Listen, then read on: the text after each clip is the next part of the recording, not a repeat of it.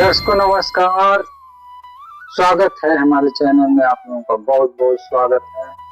आज हम जानेंगे कि जो लोग कहते हैं कि भक्ति को बुढ़ापे में करना चाहिए और जवानी में तो काम धंधा करके अपना जीवन परवरिश करके करना चाहिए, उनके लिए यह सत्संग बहुत महत्वपूर्ण है। और जो भाई इस सत्संग को देख लेगा या जो भी भगत आत्मा इस सत्संग को देख लेंगे, उन्हें आज से ज्ञान हो जाएगा कि भक्ति कौन से समय में करना चाहिए और कौन समय में नहीं करना चाहिए। तो इसी पर आज का सत्संग है। जैसे संत रामपाल जी महाराज बताते हैं कि बुढ़ापे में तो सैकड़ों रोग हो जाते हैं शरीर में। कभी घुटने से उठ बैठ नहीं जाता है, कभी शुगर हो जाता है, कभी थायराइड हो गया, कभी ब्लड प्रेशर हो गया। तो इंसान दुख झेलने में अपना जीवन बिताने लगता है, कष्टों में अपना जीवन बिताने लगता है। और कभी मेरा बेटा मुझे नहीं जानता है, मेरा बहू नहीं मुझे जानती है, मुझे दवाई नहीं टाइम पर दे रहे हैं। तो ऐसे हालात में इंसान कैसे भक्ति कर सकता है?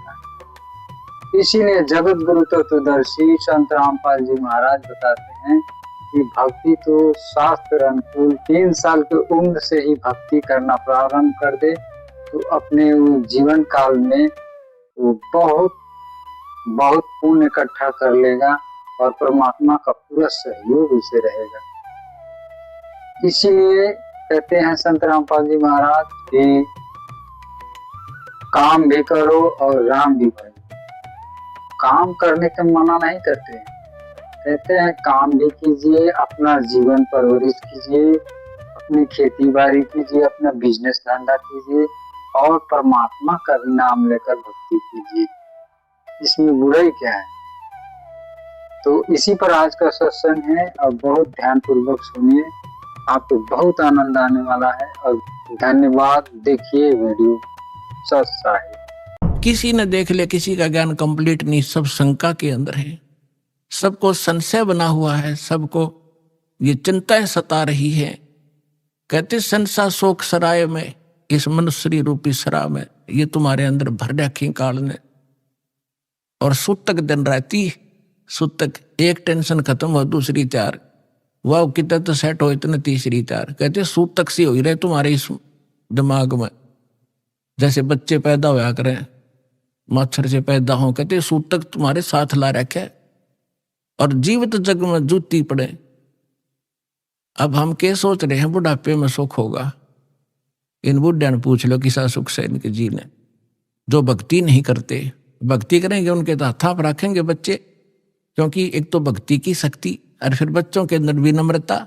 यहाँ आप देख रहे हो, कोई कितना का, कोई किसी की बहन, कोई किसी कितना तो भाई आया हुआ है, और सबको इतनी आदर देते हैं, बूढ़े बुजुर्ग भाई बहनों को, अपनों को भी ना दिया जाए यहाँ पर। और यहाँ आकर जो ऐसा नम्र होंगे तो घर में क्या वो ऐसा भाव नहीं बरतेंगे? तो सुख भी इसी तरीके से उस वृद्ध अवस्था में भी होगा और फिर भगवान की भक्ति साथ होगी। 100 रोग कटेंगे। बुढ़ापे में तो सारे तो दुख हो जाया करें, शरीर भी कंडम, रोग भी घर करें, आंखें दिखे नहीं, बालक भी गुर्राव है।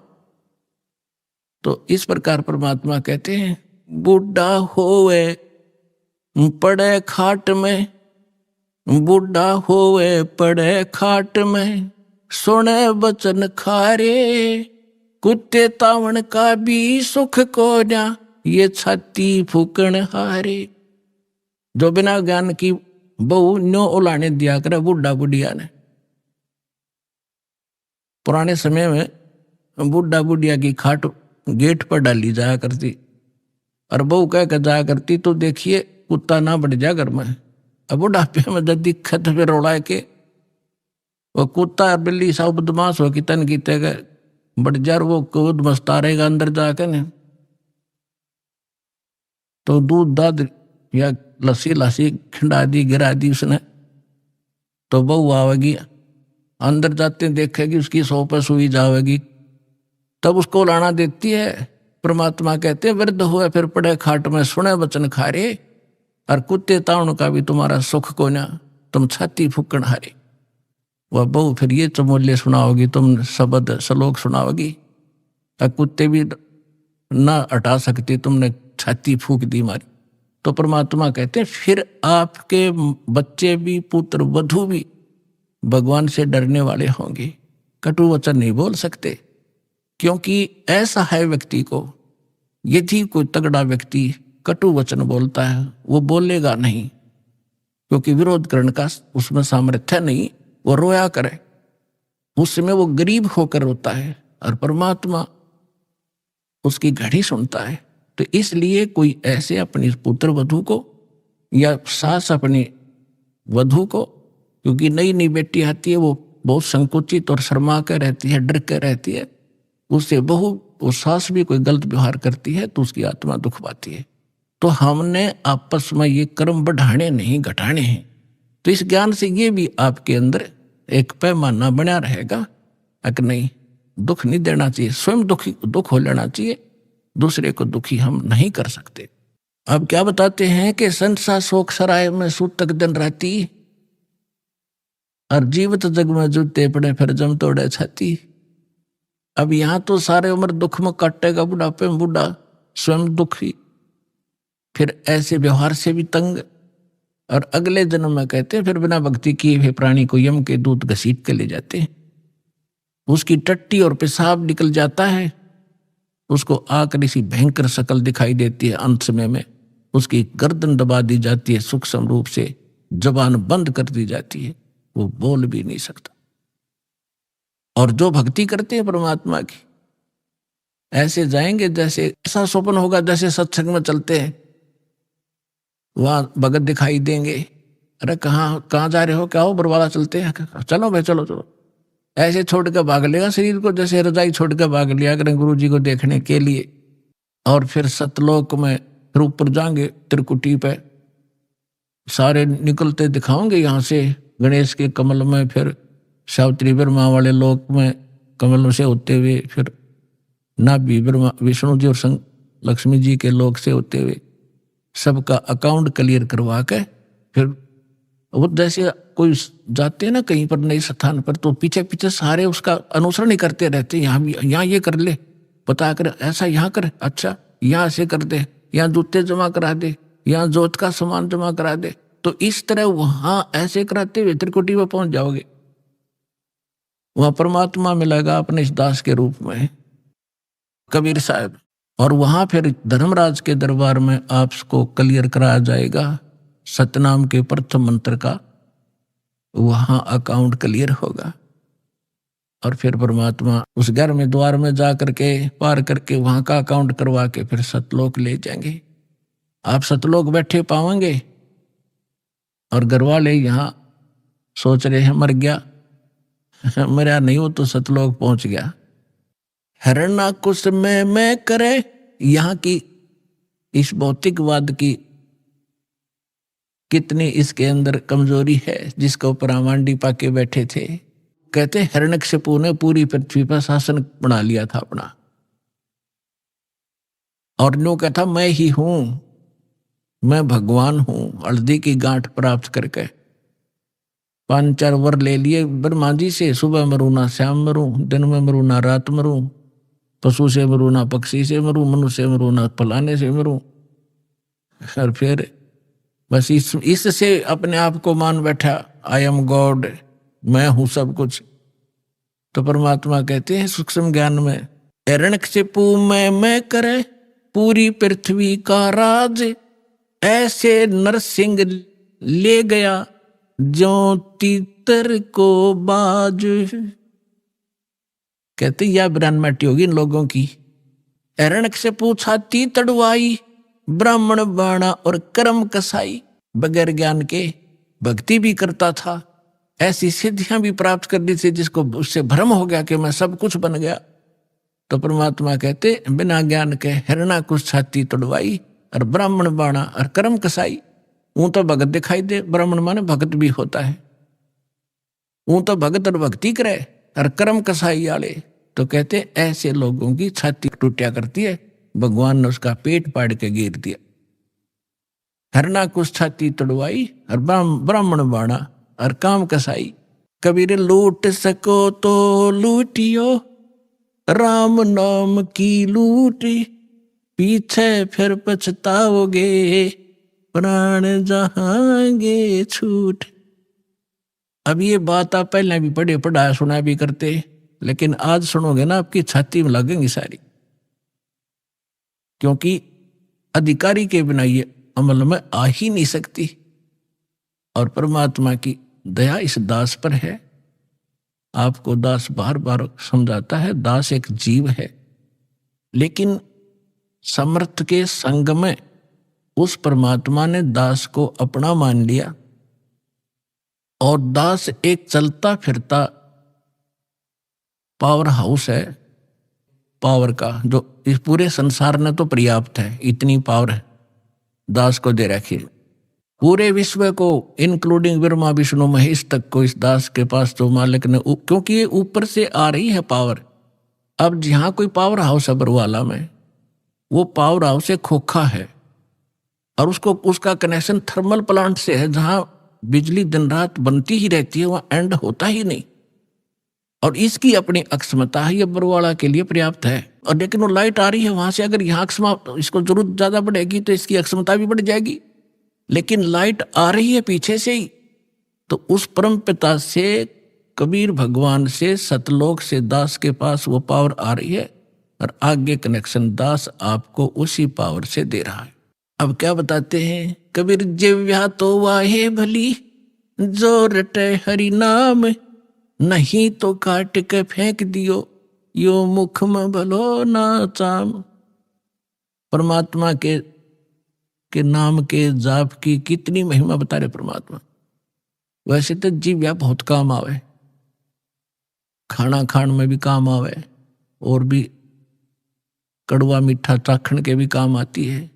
परमात्मा कहते हैं यदि इससे आपने भगवान की भक्ति और उसका गुणगान नहीं किए तो इस चाम की इसे अच्छे जगह पे मुंह ताम सबसे उत्तम मानना है, इसमें कति आवश्यकता।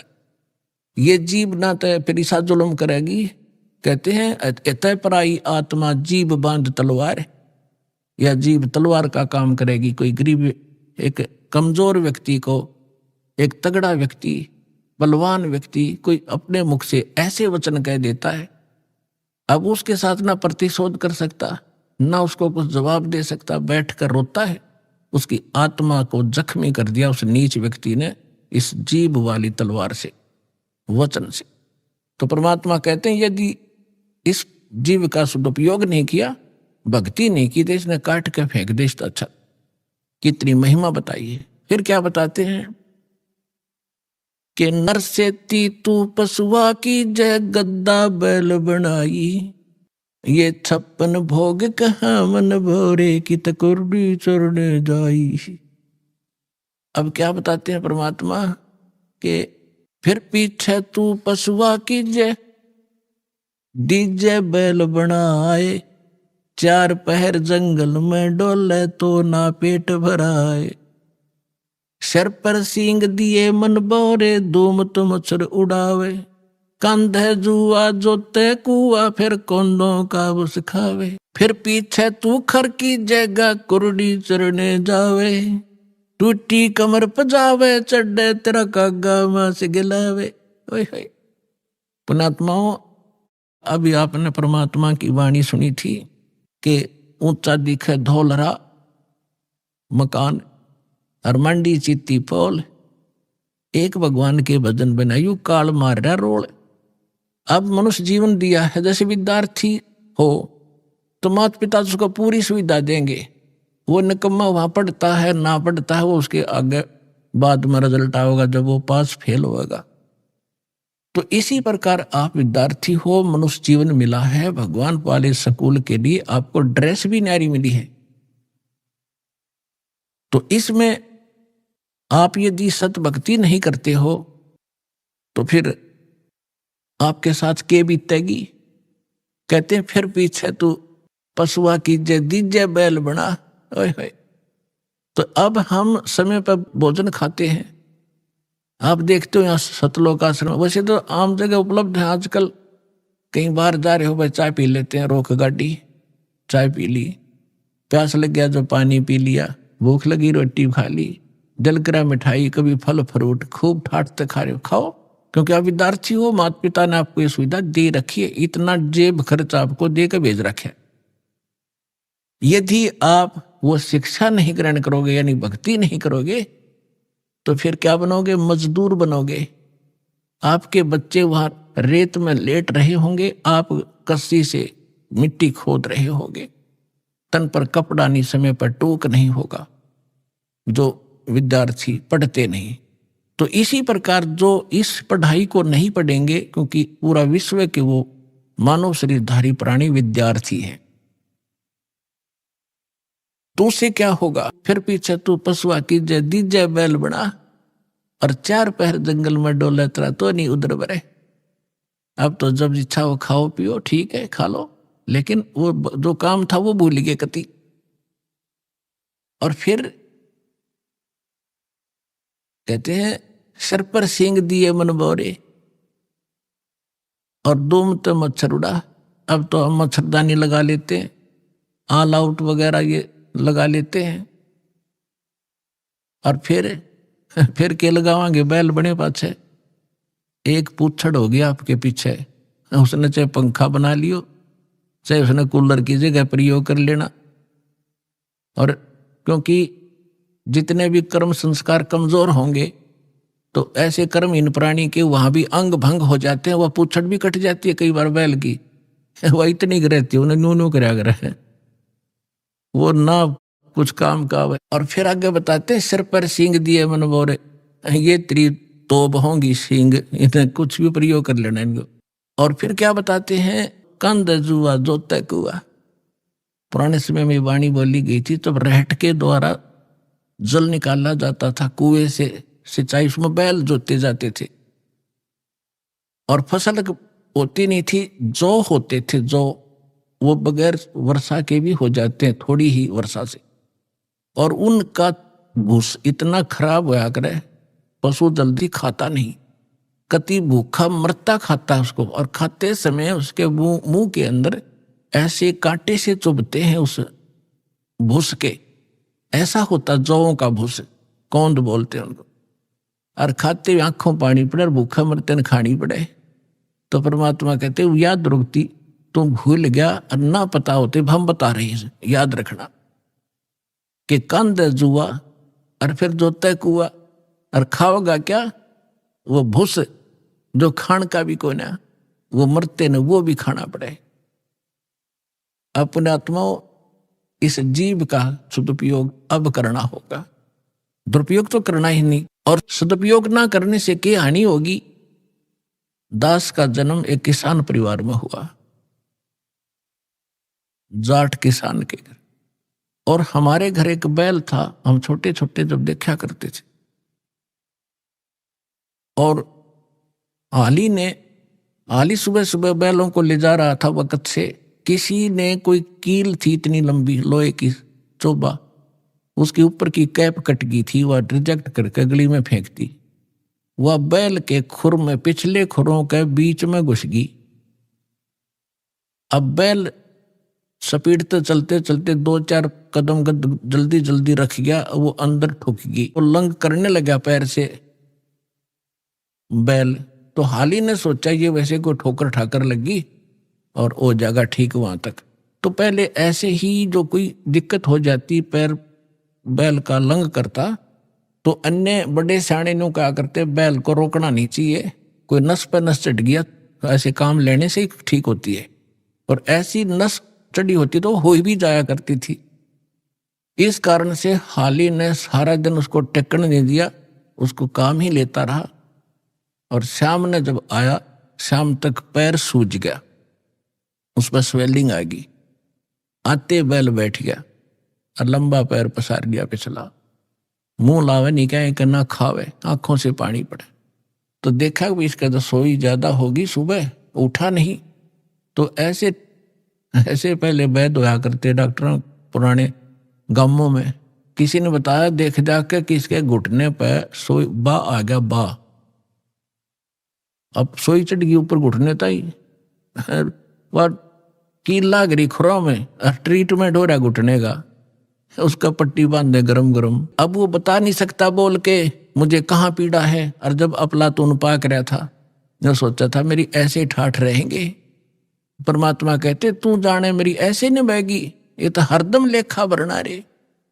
तो 1 महीने 20 दिन के बाद वो पैर पक्या, वह कील वाला स्थान तो नीचे खुरों में था। अब खुरों में भी हाथ उठ मार के देख लिया, उसमें कुछ ऐसी विशेष चीज उसमें दिखी नहीं ना। वह बार वो तो अंदर घुस चुकी थी सारी, पत्थर कांकर लायक के। 1 महीने के 20 दिन के बाद वो पक्या, पक के उसमें रेसा निकलने लगा। जब देखा घर वालों नृत्य रहेगी तो भाई यहां समस्या है। फिर कोई बुलाया से ही, वो चमटी सी ले रहा था नकचुंडी, उसने उसको करेल करेल को कील निकाली बार, वो तरेगी इतनी लंबी। तब वो बैल पुनः ठीक हुआ। तो पुण्यात्माओं उस दिन के बाद दास का ऐसा झटका लग गया। वो बात फिर बाद याद आने लगी जब मालिक की वाणी पढ़ने लगे, रोंगटे खड़े हो जाते। अब वो ये नहीं बता पा रहा, इस जुबान से जीभ का प्रयोग नहीं कर पा रहा मुझे कहाँ दर्द है और कितनी झेली उसने उस संकट को। तो यहां परमात्मा कहते हैं सुखदेव ने 84 भुगती बना पजावे खरवो, तेरी क्या बुनियाद पुरानी तू पेंडा पंथ पकड़वो हो। ये सूक्ष्म वेद है, इसकी एक एक पंक्ति का एक न्यारा न्यारा अलग अलग अर्थ बनता है। अब क्या बताते हैं कि सुखदेव एक ऋषि हुए हैं, महर्षि, उन्होंने भी 84 लाख योनियों का कष्ट भोगना पड़ा। और बना पजावे खरवो, वो कुम्हार के पुजावे पर गधे की योनि उसने भी भोगी। एक समय सुखदेव जी जब उसकी दिव्य दृष्टि काम करने लगी, पीछे आगे का उसको पता लगा, तब वो खुद बता रहे थे कि एक बार में बड़ी साधनाएं की, स्वर्ग भी गया, राजा भी बना, और फिर एक समय में गधे की योनि भोग रहा था। अंधा हो गया, धनी ने छोड़ दिया, कुमार ने 2 डंडे मारे और कर दिया चलता। मैं चलता चलता एक पगडंडी पर जाता जाता जंगल में पहुंच गया। वहां एक नाला था, इक्का दुक्का व्यक्ति वहां से आता जाता था। उस नाले के निकट जाकर मैंने सोचा जंप लगा ले, उसका मुंह फंस गया, आगे मुंह टिक गया, गर्दन और पीछे से कमर फंस गई, उसमें फेट हो गया, पुड़ी बन गया और पैर लटके नीचे। अब वहां किसी ने मुझे निकाला नहीं, क्योंकि सारा दिन में एक आध व्यक्ति जा उस रास्ते से, मेरी पुड़ी बना ली। 1 हफ्ता 10 दिन में भुगत का मेरा भूखा और प्यासा। अब मुझे वो सीन दिखाई देता है, मैं उठकर बैठ जाता हूं, अपनी भक्ति करता हूं। तो यहां परमात्मा कहते सुखदेव ने 84 भुगती। वो साधना करते करते, सुखदेव जैसे ऋषि जो साधना तुम कर रहे थे जिन भगवानों की, उन पूजाओं को करते करते सुखदेव जैसे महर्षि भी 84 लाख योनियों में कष्ट उठा रहे हैं। और आपकी क्या अवकात है, तेरी क्या बुनियाद पुरानी। छोटी मोटी मंदिर में घंटी मार के और जय गणेश देवा करके तू पार हो जाएगा, या इस संकट से पार हो जाएगा। तो पेंडा पंथ पकड़े, वो पेंडा यानी मार्ग, पैडा वे ऑफ वर्शिप, पूजा क्या वो मार्ग, वो रास्ता ग्रहण कर। कौन सा? जो हम बताने आए हैं, जिससे तेरा यहां भी सुख और परलोक भी सुधरे। दर्शकों नमस्कार, आप लोगों ने देखा इतना अमृत ज्ञान संदेश।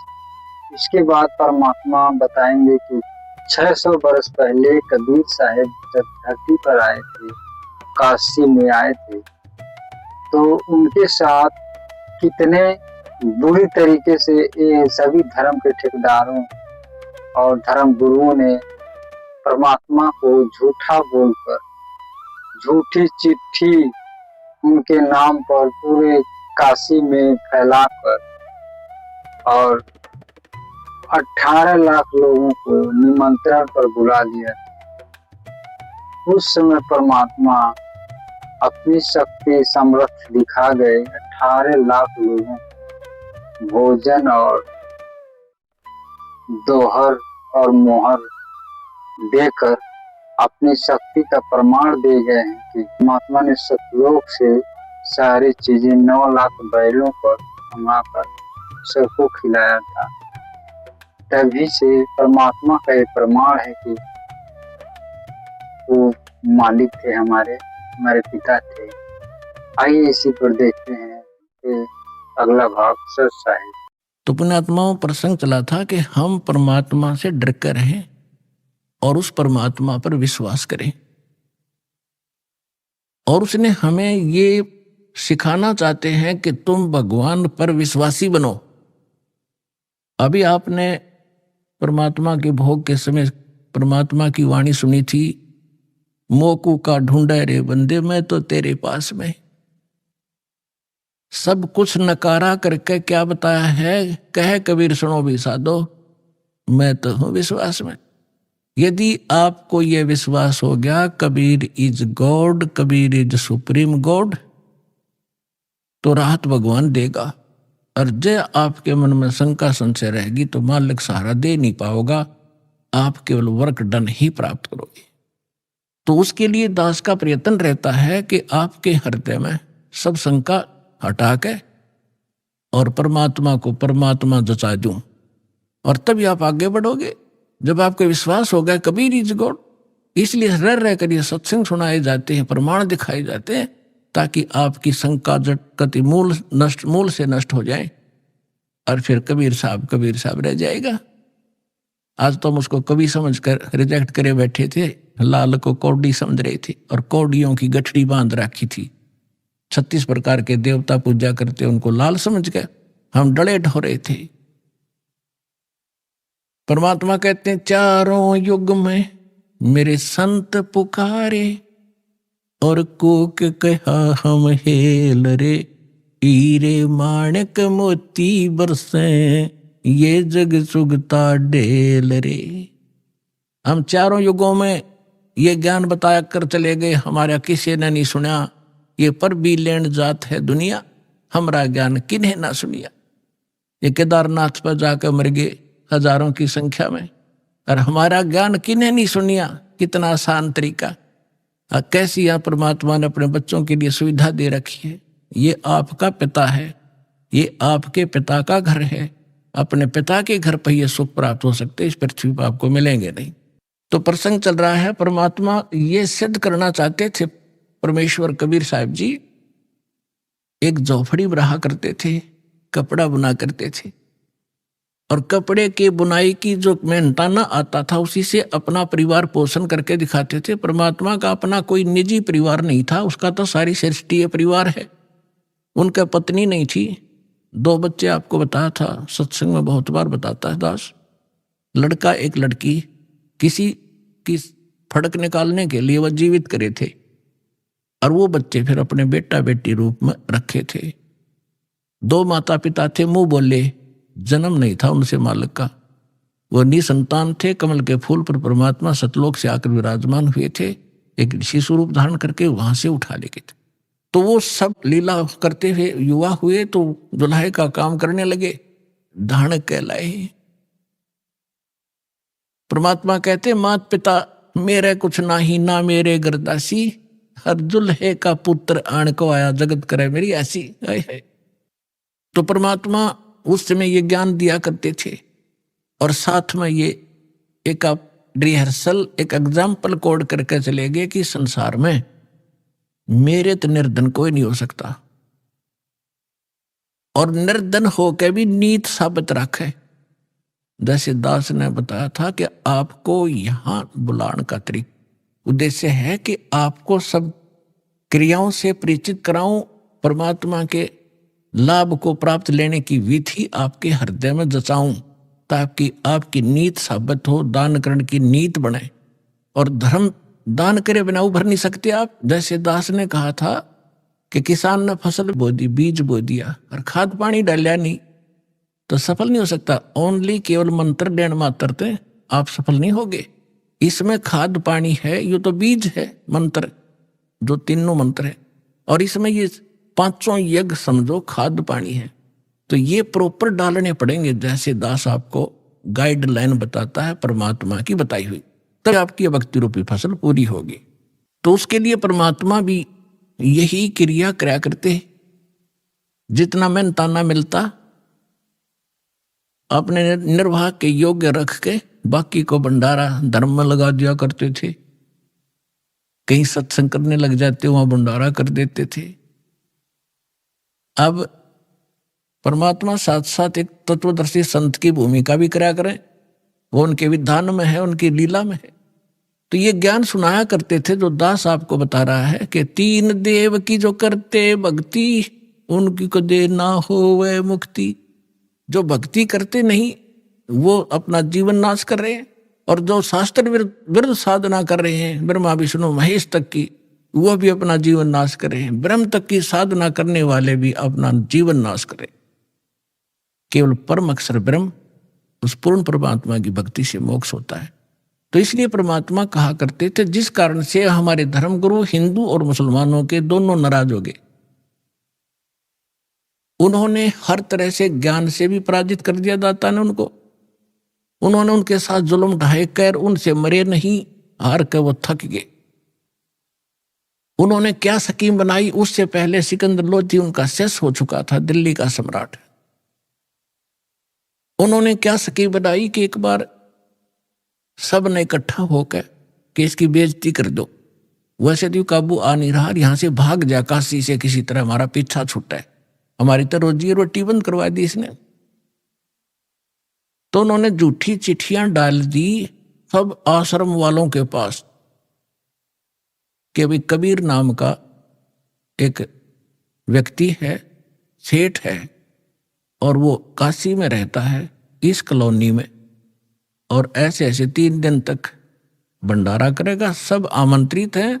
और साथ में एक और लिख दिया कि 1 असरफी यानी 10 ग्राम सोना, और साथ में एक दोहर यानी बहुत बढ़िया कंबल टाइप होता था पहले, दौर बोले थे, वो प्रत्येक खाने के बाद दक्षिणा में दी जाएगी। तो ये साधु संत बेचारे इसे पेट भर होया करते। इन सब चेले श्रृंगार लिए, चलो लुल्ला लंगड़ा था बिठा लिया गया आश्रम में, तो बैठा था अंधा काना कि सारे चलो। प्रत्येक खाने के बाद 1 असरफी मिल लेगी, 1 दौर मिल लेगी, और वह अपने जो उनका हेड मुखिया उसके पास जमा होती, फिर वो शिष्य उसको देते और बढ़िया भोजन मिलेगा। तो कहते 18 लाख आदमी आगे, ये साधु संत फकीर सारे गिरी पुरी सब मंडलेश्वर। अब सुबह सुबह रविदास जी और कबीर साहब तकरीबन इकट्ठे रहते थे सारा दिन लगभग। तो सुबह सुबह रविदास जी घर से उठे, देखा बाहर मेला भर रहा। भाई पूछा कहाँ से आए हो तुम, कौन हो, क्या फंक्शन है आज तुम्हारा इकट्ठा होने का। तो वो बाबा लोग कहते हैं कि काशी वाले तुम कौन सी दुनिया में रहते हो, तुम्हें पता नहीं हम इतनी दूर से आ गए कि यहाँ कबीर नाम का कोई सेठ है, और ऐसी उस कॉलोनी में रहता, दुलाहों वाली कॉलोनी के पास। नीरू का पुत्र है, उसमें पूरी डिटेल बता रहा कि कहते ब्रह्म रह जा किसी गए, और उसने भंडारा कर रखा 3 दिन का, और साथ में ऐसा ऐसा लिखा है। और तुमको पता नहीं बनारस के बनारस में। अब रविदास जी तो समझ गया कि ये किसी ढीठ आदमी की बकवाद है, राज तो नाश पीट दिया इसने, दुनिया आ गई निरी। रविदास जी पहुंचे परमात्मा वाली झोपड़ी में और कहने लगे महाराज जी आज तो नाश हो गया, काशी छूटेगी। क्या हुआ बताता है कि किसी ने झूठी चिट्ठी लिख रखी आपके नाम तय है, और न्यू लिख रखा है 18 लाख आदमी आगे हैं, और न्यू लिख रखा है कि 1 असरफी देगा, प्रत्येक खाने के बाद 1 दौर दक्षिणा मिलेगी। इस लालच में गिनती नहीं होती, इतने आ रही है। परमात्मा बोले रविदास एक कुंडी लाले भीतर थे और बैठ जा, आप वहां जावाएं को नहीं, आप चले जाएंगे टक्कर मार के। रविदास जी बैठ के ने बोला भक्ति करे, आपत्ति में भगवान याद करना चाहिए, मैं भी माला जपू तो भी बैठ जाए, आप भी बैठो। अब परमात्मा वहां बैठे, रविदास जी ने देखा ये माला जप हैं, और परमात्मा पहुंचे सतलोक में। वहां से फोन कर दिया कि मैं आ रहा हूं, तैयार करो फटाफट। सतलोक से उन्हीं आत्माओं से 9 लाख तो बैल बनाए, और उनके ऊपर बना बना बना बना भोजन, जलेबी, कचौड़ी, पकौड़ी, हलवे, पूरी, वहां तो सदा नौका नूर है बना बना, और लाद के 1 सेकंड में पहुंच गए वहां। गंगा के परले पासे खड़े हो गया आके, दुख जुड़ो तू बोल बोल। और फिर गंगा से आगे आना था। वह गंगा इतनी फुल स्विम पर चल रही थी, एकदम पानी 1.5 फुट हो गया। दुनिया देखा रहा इतनी एकदम डाउनफॉल, गंगा में पहली बार देख रहे हैं हम, जल नीचे उतर गया। तो उधर से क्या देख रहे हैं, घाट में का नर्रे बैल आने लग रहे हैं। सब देखें खड़े हो कर, ये कौन आ गया। और दूसरा रूप बना लिया परमात्मा ने, और केशव नाम बताया अपना एक व्यापारी का। पहले बंजारे होते थे, बंजारे बिजनेस किया करते थे बैलों के ऊपर, जैसे गधों पर बोरे होते ऐसे बैलों पर लादा करते थे। यही ट्रांसपोर्टेशन का साधन था।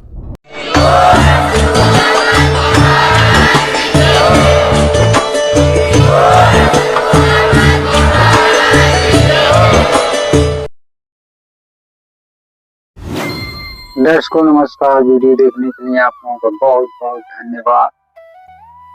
और वीडियो पसंद आए तो लाइक, कमेंट, शेयर और चैनल को सब्सक्राइब करना ना भूलें। आप लोगों से हाथ जोड़कर प्रार्थना है, कृपा करके सपोर्ट करें।